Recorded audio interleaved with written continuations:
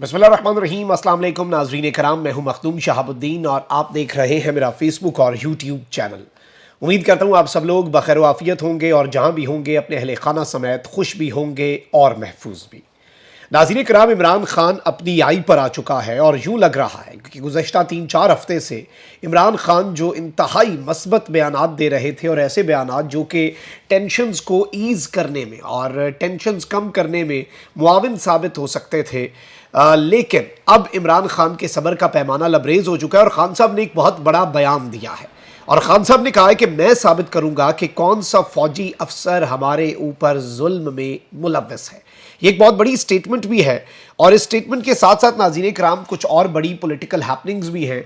और peoples party और नून league इस वक्त वैसे ही एक दूसरे से जिस तरह से बदजन हो चुके हुए हैं, लेकिन पीपल्स पार्टी इस वक्त हुकूमत छोड़ सकती है और इस हवाले से इम्कानात जो हैं वो बढ़ चुके हैं। और बिलावल भुट्टो को इलेक्शन से पहले आवाम को बेवकूफ़ बनाने के लिए और इलेक्शंस में माइलेज हासिल करने के लिए अपोजिशन लीडर बनाया जा सकता है। इस हवाले से पीपल्स पार्टी ने भी गौर व फिक्र जो है वो शुरू कर दिया और बड़ी एक्सक्लूसिव किस्म की डिटेल्स हैं जो डिटेल्स आपके सामने रखनी है।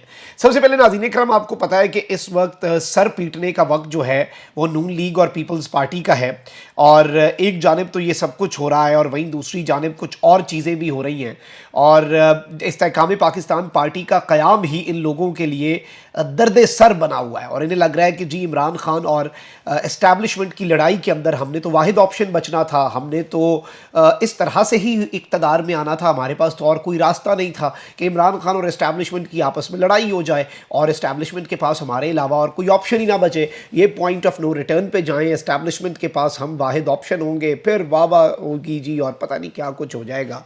अच्छा, एक जानिब तो ये एक दूसरे को शक की निगाह से देख रहे हैं कि जी नून लीग को लग रहा है कि पीपल्स पार्टी जो है वो कोई गेम कर जाएगी और इस्तेहकाम पाकिस्तान पार्टी बनाई इसलिए गई है ताकि वो सारा वज़न पीपल्स पार्टी के पलड़े में डाल दिया जाए। वहीं जहांगीर तरीन साहब जब लंदन गए हैं तो जरदारी साहब ने कॉल करके नवाज शरीफ साहब को कहा है कि नहीं इस्तेहकाम पाकिस्तान पार्टी वालों से ना मिले, हमारे बयानिए को नुकसान होगा, ये किंग्स पार्टी है, ये तो जमहूरियत के बड़े खिलाफ चली जाएगी बात, ये हो जाएगा वो हो जाएगा। आप समझ जाएं कि एक दूसरे को रोक भी रहे हैं और अजीब व गरीब सी स्टेटमेंट्स दे रहे हैं, कन्फ्यूजन का शिकार है। अब यहाँ पर नफसा नफसी का आलम तो होना है क्योंकि अब इंतखाबात होने वाले हैं और इंतखाबात जो हैं उनके अंदर इन्होंने कोई बयानियाँ तो लेकर जाना है।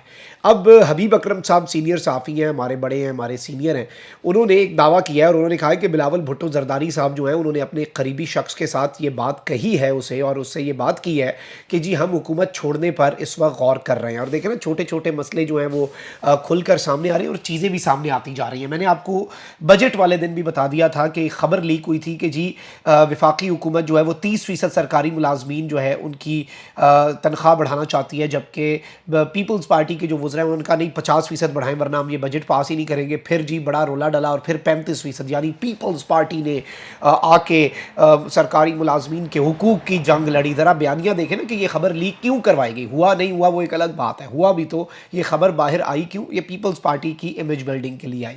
अब नजम सेठी साहब जो हैं उनके मामले के ऊपर भी अब बहुत ज़्यादा फड्डा पड़ चुका है कि जी वजारत बैनस सूबाई हम आहंगी और दीगर चीज़ें जो हैं वो हमारे पास है, तो जो चेयरमैन क्रिकेट बोर्ड है PCB का जो चेयरमैन है वो भी हम ही लगाएंगे। नजम सेठी साहब जरदारी साहब से मुलाकातों के लिए वक्त मांग रहे हैं, नजम सेठी साहब को वक्त मिल नहीं रहा और ये अपने बंदा लगाना चाह रहे हैं कि जी हमारा है तो ऐसे ही है। असल में मसला ये नहीं है, मसला कोई चेयरमैन PCB या इस तरह के छोटे पेटी इशूज़ नहीं है, मसला बहुत बड़ा है। और वो ये होता है ना कि जब आपने फैसला कर लिया होता है फिर आप बहाने ढूंढ रहे होते हैं, फिर आपको कोई ये भी बात बुरी लगती है कि भाई तुम सांस ठीक तरह से नहीं ले रहे, ये मुझे अच्छा नहीं लगा तुम्हारा कि तुम सांस क्यों ले रहे हो, या फिर सांस जो तुमने ली है ये तुम बेहतर अंदाज में भी ले सकते थे, ये तुमने ठीक नहीं ली। जब मसला बनाना हो तो फिर मसले के लिए हज़ार ऑप्शंस होते हैं, हज़ार तरीके होते हैं, हज़ार बातें होती हैं, हज़ार बहाने होते हैं, हर तरह से सब कुछ किया जा सकता है, ये कोई नई चीज़ नहीं है। लेकिन अब यहाँ पर ख़बर यह है कि जी बिलावल भुट्टो जो हैं वो आने वाले दिनों के अंदर, ये पॉसिबिलिटी है, ये कंफर्मेशन नहीं है। अभी अकरम साहब ने भी कहा है कि वो अभी इस चीज़ को डिस्कस कर रहे हैं और उन्हें ये लग रहा है कि जी पंजाब में इंतखाबात में भी और सिंध में बिलखुसूस और कराची में इस हुकूमत के अंदर रहकर हमें नुकसान हो रहा है। मैंने आपको पहले दिन बता दिया था 1 साल पहले कि जी नून लीग को आगे करेंगे, सारे फैसले इनसे करवाएंगे, अवाम का अताब जो है वो नून लीग के ऊपर बरसेगा और पीपल्स पार्टी को मक्खन पर से बाल की तरह अलग कर लिया जाएगा, पीपल्स पार्टी इसमें हीरो बन जाएगी। बिलावल भुट्टो साहब वजारत खारजा से इस्तीफ़ा दे के अपोजिशन राजा रियाज जैसे बंदे से भी वो होगा। और इस सब के अंदर क्योंकि ये एक दूसरे पे ट्रस्ट इस वक्त कर नहीं रहे, और मैंने जिस तरह आपको अपने इब्तदाइये में भी बताया और पहले भी बता चुका हूँ कि एक कमरा है जिसमें नून लीग भी है, PTI भी है, नून लीग भी है, पीपल्स पार्टी भी है, JUI भी है, और भी बहुत से लोग हैं जो हैंडलर्स हैं, और सबको एक दूसरे पे एतमाद नहीं है। और आप इसकी मंजर कशी इस तरह से कर लें कि सब ने अपने दो दो पिस्तौल निकाल के एक दूसरे पे ताने हुए हैं और ये एक सर्कल सा बना हुआ है। तो अब इन्हें ये भी लग रहा है कि राजा रियाज तो पहले से कॉम्प्रोमाइज्ड आदमी है, वो क्या किस तरह का अपोजिशन लीडर है ये सबको पता है। और वज़ीर आज़म निगरान जो होगा वो लीडर ऑफ द हाउस और लीडर ऑफ द अपोजिशन, इसके अलावा और कोई हल कोई नहीं होता। तीसरा बंदा चाहे हुकूमत में जितने मर्जी वजीर हो, लीडर ऑफ द हाउस है जी शहबाज शरीफ, लीडर ऑफ द अपोजिशन है राजा रियाज। तो ये भी उन्हें इस वक्त खदशात हैं बहुत ज़्यादा पीपल्स पार्टी वालों को। तो वो कह रहे हैं कि जी इनकलाबी बनने का ये एक ऑप्शन है जो इस वक्त पीपल्स पार्टी की मेज़ के ऊपर है, और पीपल्स पार्टी इस ऑप्शन को डिस्कस कर रही है। पीपल्स पार्टी इस ऑप्शन के ऊपर गौर व फिक्र कर रही है कि जी बिलावल भुट्टो को हम अपोजिशन लीडर बना दें, इस हुकूमत की हम जई तई फेर दें। और वही बात है कि जी सारे मज़े ले लिए और अवाम पागल है ना, हम तो पागल हैं, हमारा तो शॉर्ट टर्म मेमोरी लॉस है।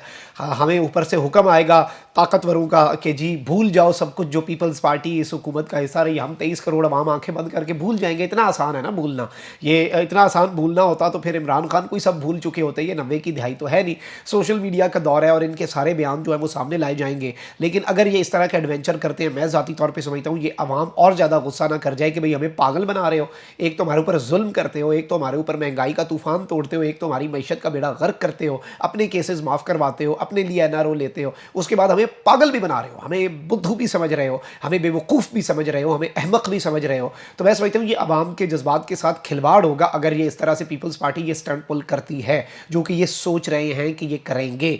अब करते या नहीं करते वो एक अलग बात है, लेकिन ये चीज़ जो है ये हाई लेवल पे डिस्कस होना शुरू हो चुकी है।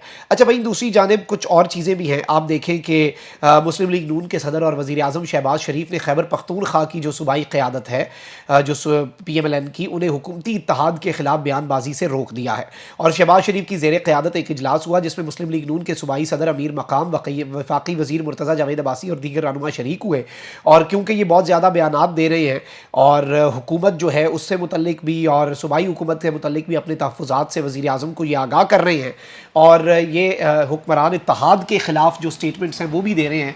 तो शहबाज शरीफ साहब घबरा गए हुए, उन्होंने कहा कि भाई स्टेटमेंट्स ना दो, ये ना हो कि वो यही बहाना बना के निकल जाएं, और वो तो तैयारी पकड़े हुए हैं। अच्छा वहीं दूसरी जानिब मैं आपको ये भी बता दूं कि एक और ख़बर ये भी है कि पाकिस्तान तहरीक इंसाफ के सरबराह इमरान खान साहब जो हैं उनकी तबीयत नासाज हुई है। मीडिया रिपोर्ट्स में बताया गया कि साबिक़ वज़ीर आज़म को बुखार और थकन की शिकायत है। इमरान खान की गुज़िश्ता रोज़ इस्लामाबाद से वापसी पर तबीयत नासाज हुई। डॉक्टर्स ने चेयरमैन PTI को आराम की हिदायत की है। और इमरान खान सुबह 4 बजे निकले, लाहौर पहुँचे, फिर लाहौर से 8 बजे निकले, रात को 1-2 बजे पहुँचे। तो यही होता है, ये उम्र भी खान साहब की आपके सामने है। और इमरान खान साहब मुसलसल कई घंटे जो हैं वो अदालतों में मौजूद रहे, फिर पेशियों के अंदर, और फिर अपने सारे JITs और दीगर चीज़ें जो हैं वहाँ पर खान साहब जो है वो पेश रहे। अल्लाह ताला खान साहब को सेहत अता फरमाए। थकन है और ज़ाहिर बात है एक एज का कंस्ट्रेंट तो होता ही है ना, जितना मर्जी बंदा फिट हो, एज तो रियलिटी है, एक वो बहुत बड़ी हकीकत है जिसे इंसान जो है वो नहीं झुटला सकता। अच्छा वहीं दूसरी जानिब एक GIT की बात हो रही थी, और मैंने पिछले वीलॉग में भी आपको बताया कि खान साहब का उस पर रद्द अमल आना है, और मैं अगले वीलॉग में या अगले 1-2 वीलॉग के अंदर अंदर, क्योंकि हमें पता चला था कि PTI की तरफ से ये रद्द अमल आ सकता है खान साहब की तरफ से, तो वो आपके सामने मैं रख देता हूँ। और जो GIT है उसके हवाले से ये कामरान शाहिद जो हैं उन्होंने भी दावा किया, और खान साहब ने वही स्क्रीनशॉट लगाया जो खान साहब पे इल्ज़ाम लग रहा है कि जी क्वेश्चन पहला खान साहब से ये हुआ कि do you own your videos, क्या आप अपनी वीडियोस के ऊपर डटे हुए हैं, क्या आप ही हैं? ये खान साहब ने कहा yes. Do you have any proof of allegations, क्या आपके पास अपने लगाए गए इल्ज़ामात का कोई जवाब है, कोई प्रूफ है? खान साहब ने कहा no. General Faisal Naseer directly threatened you, क्या जनरल फैसल नसीर ने आपको डायरेक्टली थ्रेटन किया? इमरान खान साहब ने कहा नहीं। Then why you levelled allegations against him, ये सवाल पूछा गया। खान साहब ने कहा कि समवन इन्फॉर्म्ड मी, मुझे किसी ने बताया। क्वेश्चन ये पूछा गया कि any proof to justify your allegations, और खान साहब ने कहा नहीं, मेरे पास कोई ऐसा सबूत नहीं है कि मैं अपनी लगाए गए इल्ज़ामात को जस्टिफाई कर सकूं। अच्छा अब खान साहब जो है उन्होंने इसके ऊपर रद्द अमल दे दिया है, और खान साहब ने इसके ऊपर अब ना सिर्फ जवाब दिया है बल्कि बड़ा वाज़ेह जवाब दिया है। खान साहब ने सबसे पहले तो लिखा है कि जी जो खान साहब के एग्जैक्ट अल्फाज हैं।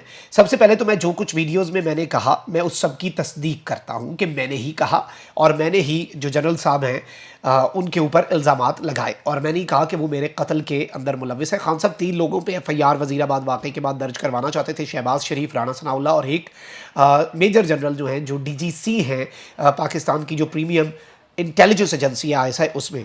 तो इमरान खान साहब ने मज़ीद लिखा, सवाल तो यह है कि जब मैं जनरल फैसल नसीर के ख़िलाफ़ मुकदमा तक दर्ज नहीं करवा सका, जिसके बारे में मुझे इल्म था कि वो राना सनाउल्लाह और शहबाज शरीफ के साथ मुझ पर कातलाना हमले के मंसूबे में ही नहीं बल्कि इस हमले के बाद मुश्तरका तहकीकाती टीम JIT जो इस नतीजे पर पहुंची कि हमले में 3 हमलावर थे कि तहकीकात को सबूताज यानी कि कवर अप करने में भी मुलविस था, तो मैं शवाहिद कैसे मुहैया कर सकता हूँ।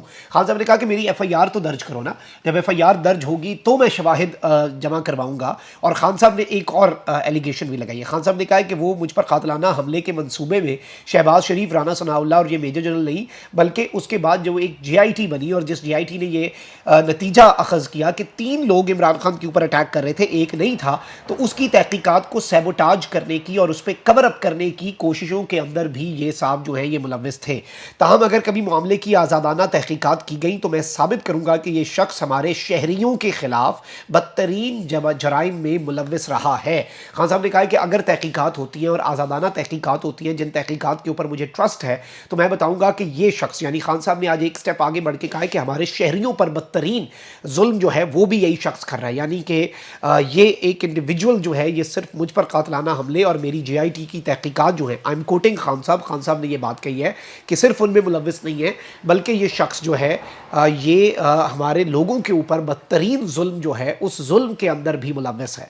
अब अगर पिछले 2-3 हफ्तों की आप स्टेटमेंट्स देखें, इमरान खान साहब जो हैं उन्होंने कुछ ऐसी स्टेटमेंट्स दी कि वो मुज़ाकरात भी करना चाहते हैं, वो मामलात को अफ़ाम व तफ़हीम से हल भी करना चाहते हैं, चीज़ें रेसिप्रोकेट शायद उस तरह से नहीं हुई या पता नहीं क्या मामला है। लेकिन अब खान साहब जो है यूँ लग रहा है कि अब वो मज़ीद चीज़ें जो हैं वो बैकफुट की सियासत जो है ना, बैकफुट पे आके खेलने वाली सियासत जो है वो खान साहब से अब हो नहीं पा रही और खान साहब अब मज़ीद कर नहीं पा रहे। पिछले 3-4 हफ्ते से खान साहब ने वो सियासत की है अपेरेंटली। अगर हम एक ओवरऑल व्यू देखें ना, बर्ड आई व्यू को देखें और इस तरह से एनालाइज करें खान साहब की पॉलिटिक्स को, तो उसमें तहम्मुल आया। लेकिन खान साहब जो हैं अब उन्होंने ये जो स्टेटमेंट दी है बिलाशुबा ये एक बड़ी अहम और ये मामलात को तब्दील करने की हैसियत रखती है ये स्टेटमेंट, ये भी मैं आपको बता दूं। अपना बहुत ख्याल रखें। अल्लाह निगहबान। पाकिस्तान जिंदाबाद।